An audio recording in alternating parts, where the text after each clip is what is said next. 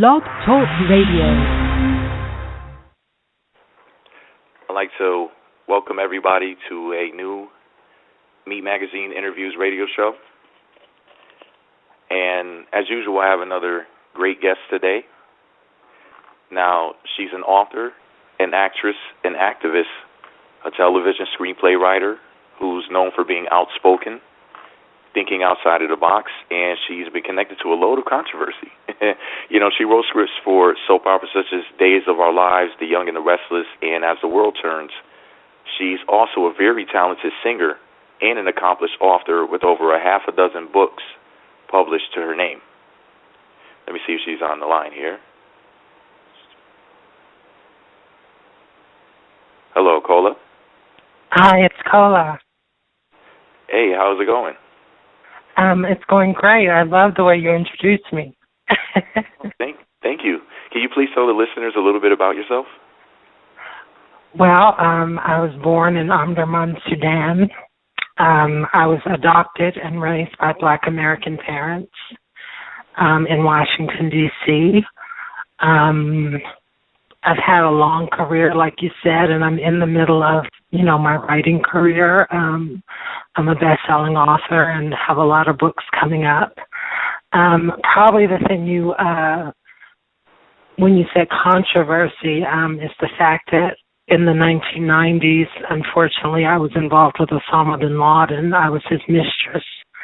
And that probably is what I am the most famous for. I mean, what I've been on television. I've been on CNN and MSNBC and those type of shows, and it was always about the connection that I had with him. And so I'm a housewife now, and a cook, and a mother, and I'm really happy. That sounds good. Now, you probably have the most interesting life of anyone I've ever come across, and you've done a lot of living, and, it would be a travesty if the world did not get to see your life story featured in a biopic. I hope you have a plan set in motion. Oh, God, that has been going on for years. First, it was Fox Searchlight. Fox Searchlight wanted to make a movie first, and they wanted Halle Berry to play me, who I met her, but I just thought she was so wrong for the part. But that wouldn't have stopped it. Other things stopped the movie from getting made. But then now recently, Lionsgate has been planning a movie really about Osama bin Laden and his women. And that's the latest title of it. At first it was called Osama bin Laden and the Sex Slave. And now they have renamed it Bin Laden's Women. So they can feature more, not focus on just one woman who was me, a black woman. I really felt race was the reason why they switched it to be about more women, but if it gets made, and it looks like there's a good chance it will, Naomi Campbell will play me. The only problem is that the movie is not really about me. It's really about him. And they just had me in there being, glamorous and stupid. Wow. Well, I'm glad that they picked somebody who, in my personal opinion, would be a better fit than Halle Berry. Naomi Campbell. Oh, yeah. Naomi is perfect. Naomi has my actual kind of personality in a way. And it comes from a similar, she was a model like I would, she is a model. She's the greatest model. I was one 20 years ago. And, she understands that world in Europe and North Africa better and looks more like me. You know what I mean? She's tall, she's dark-skinned, so she looks a lot more like me. Absolutely. Now, from what I understand, speaking about movies, you at some point wanted somebody to invest in the movie. This was some years ago that you wanted to create. Yeah. Now, and at the time you wanted to write the movie, but they said that they would rather invest in you as a writer as opposed to a movie maker. Can you tell us about that? That's how I got published, because I never meant to be a writer. That was how I got published, because I wanted to remake the Joan Crawford movie Rain, which is about a prostitute named Sadie Thompson. And I wanted, no one will accept her in this town, and she's really controversial, and everyone's against her, and I really related to that. And so I wanted to make because I had started my own church in real life, my own religion called the Womb. So I wanted to make it where Sadie Thompson is prostituting to start her own church. I wanted it to be the irony of that. And so that was pretty much what I wrote, and I took it to Rusam Damba, who was an Ethiopian millionaire. And he was like, well, Kola, this would make such a great novel. It would be a book, you know, it would be better. And so he wanted me to rewrite it as a novel, which I have now. It hasn't come out yet, but that was like over 25 years ago. But at the time, I already had a book written called Flesh and the Devil, which I really didn't mean to be a writer. I just had written it to myself, a kind of thing about how I felt so much love at that time. I was like really emotionally in love with Black Americans because they had raised me. And so I was just, it's kind of corny now in a way, but it was just like so worshipful. So I had written a book called Flesh and the Devil. And that book became my first published book because of Ruth Damba. And so, and it was really, you know, it became sort of a success, and I just kept writing because I had accidentally had successism. Oh, so that's how things started out. Now, will the film that you were writing at that time, will it ever be made with the original script? No, I no one wanted to make it especially because it's a Black African woman. It would be perfect for Lupita Nyong'o to play it, and but I don't see it getting made.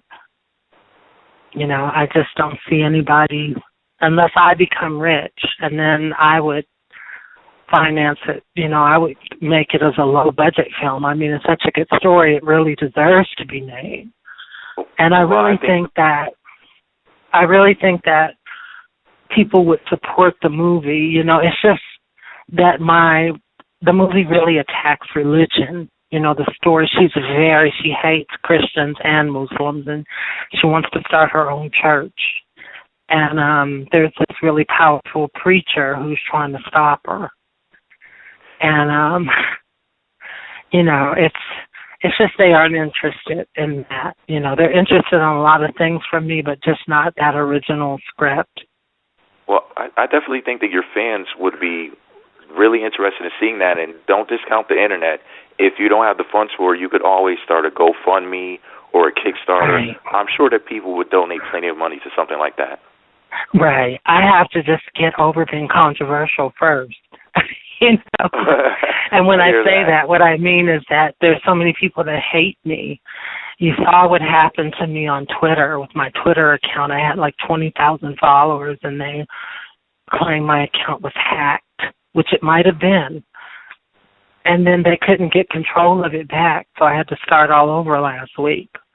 So, you know, it's very constantly a lot of hatred thrown my way. And if I didn't have certain people who support me and care about my work, I would just be nowhere, you know. But you're right. I mean, I have my readers, those people who love my work, my writing, and, you know, it will come together. I understand that you're in the Southern California area. Or are you, or? No, that's just the call-in number for the station, actually. But okay. Right. Now, what I wanted to ask you, though, was about, this is something that I think a lot of people don't really know about because you actually did this in another country. But besides writing, you actually starred in dozens of movies. Can you tell us a little bit about that? Oh, God, that was a long time ago. And, well, in Arabic film, quite a few Arabic B movies. They weren't any kind of porno or anything like that, but they were just cheaply made comedies mostly. And the roles were very, it's the same as what you go through in America racially. You know what I mean? The same thing, where you're the butt of the joke, basically. I was there because I had big breasts and, to be a sex image, basically, and also to be made fun of, like the whore, the prostitute. That was the whole reason I wanted to do Rain. You know what I mean? I wanted to remake the Crawford movie and do that as my sort of rebuttal to all these stereotypes that the Arabic movie makers had about African women and black men as well. I mean, we were always portrayed as the joke or as, the token. Just very good. And remember, these are African countries: Libya, Tunisia, Egypt, Morocco. This is our own land that, so many people have forgotten because Arabs have occupied it for so long. Black people have forgotten that that's our land, that we originally occupied all of that territory, And when you think of that, how huge that is, that the black people in these territories, like in Libya, they have a zoo where they have black people in there. It's a black people zoo. And the people that come to see them are Arabs who get to pet them and make fun of them and throw rocks at them. And this is in our own land. And I can't get any black activists. I can't get any black activists to care. The only thing they care about is Palestine, which are Arabs who owned black people for 1,400 years. As if that doesn't matter. If they owned black people for 1,400 years as slaves. And remember, my people enslaved the Jews. The Jews did not own us as slaves, as so many black Americans try to claim they were responsible for slavery. It's not true. The Protestant Christian people owned. Otherwise, all of you would have Jewish last names. But no, you have white people's last names from England because that's who really owned, black American people. And it has been hard to get them to see that so much is wrong with Africa because of Arabs.